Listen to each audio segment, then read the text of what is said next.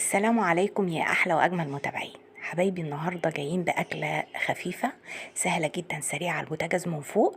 يعني لو جاية مستعجلة يبقى مفيش غير الفراخ دي، والأكلة دي سهلة جدا على البوتاجاز. تعالوا نشوفوا تتبيلتنا وسهولتها شكلها ايه ونقول بسم الله. اول حاجة انا هنا معايا بصلتين وسط فرمتهم ناعم جدا، عليهم حباية من الفلفل الاخضر وحباية فلفل حار، يعني حراقة شوية عشان تحنط لي بس المية بتاعت البصل. شوفوا انا مش عايزة البصل، انا عايزة مية البصل.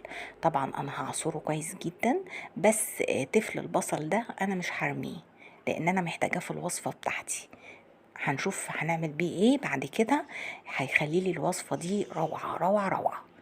طبعا عصرته كويس جدا من غير ما اضيف اي توابل عليه، انا لسه ما ضفتش حاجة عليه، ضفته كده كله عصرته وبعد كده هبدأ اتبله. تعالوا بقى نشوف التتبيلة بتاعتنا سهلة جدا ما فيهاش حاجة. معايا صويا صوص يعني تقريبا كده ربع كوباية، وعصير ليمونتين كبار او 3 زي ما احنا شايفين نزلت بيهم، وبعد كده نزلت بمعلقة او نص معلقة، طبعا بيرجع للكمية اللي انت هتعمليها من الجنزبيل. ومعايا هنا كزبرة ناشفة وفلفل اسود، وهقلب كل المكونات دي الاول كده مع بعض واخلطها حلو قوي. حابة تضيفي بابريكا وكاتشب ممكن تضيفيهم، بس اللون اللي احنا شفناه في اول الفيديو انا لا ضفت كاتشب ولا ضفت بابريكا. المعلقة السحرية وهي معلقة السكر، ضفت الملح ومعلقة كبيرة من المايونيز، وقلبي كل الجمال ده كده مع بعضه. حابة تضيفي كاتشب بقى وبابريكا ممكن تضيفيهم، بس انا عملتهم واديتهم لون جميل جدا من غير البابريكا ومن غير الكاتشب. هجيب هنا الصدور ديت مخلية ومتقطعة بانيه. يا ريت بقى لما تجيبيها تطلبي منه يقطعها لك قطع سميكة شوية. انا هنا للأسف قطعها لي قطع يعني رفيعة مش سميكة، بس قلت لا هتتعمل وطلعت تحفة فعلا. بقلب الجمال ده كله مع بعضه، وهسيبها بقى في الخلطة الجميلة الروعة دي مش أقل من ساعتين. لو حابة تتبليها من بالليل وتحطيها في التلاجة، غطيها كويس بستريتش راب او في علبة بغطا محكم، وخليها بقى في التلاجة لتاني يوم علشان تيجي تشتغلي فيها. خلاص انا سبتها ساعتين وبدأت اشتغل فيها. طاسة على النار نزلت فيها بمعلقة كبيرة من الزبدة. طبعا ما تستكتروش كمية الزبدة لان انا حاطة معلقة كبيرة، وكمان يعني ما تفردتش في الصينية، وعليها شوية زيت علشان الزبدة ما تتحرقش معايا. تمام. اول ما يبدأ يسخن الجمال ده نزلت بالفراخ كده بالراحة. طبعا اللقطة دي معلش الكاميرا فصلت مني.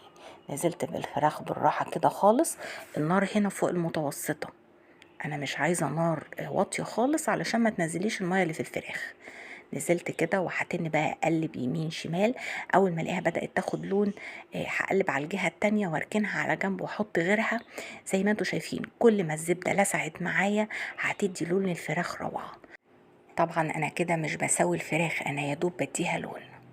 الموضوع كله مش هياخد منك نص ساعه البوتاجاز من فوق، ربع ساعه هتدي صدمه للفراخ وتديها لون جميل جدا زي ما انتوا شايفين في الزبدة كده. طبعا الزبدة كمية بسيطة خالص. والربع التاني بقى زي ما انتوا شايفين خلصت الكمية بتاعتي كلها، ونزلت بمعلقة كبيرة من البصل اللي احنا شلناه، تفل البصل.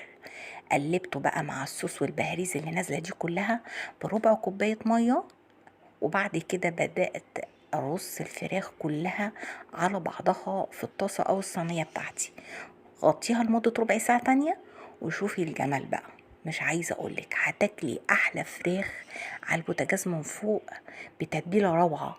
مش هتعملي بانيه تاني ولا زيت ولا بيض ولا بقسماط ولا الكلام ده كله. جنب مكرونة بقى، جنب رز اللي انت حباها، ممكن سندوتشات، بصي بأي شكل كان هي طعمها روعة. جربوها حبايب قلبي، انا متأكدة انها هتعجبكم جدا، وبألف هنا.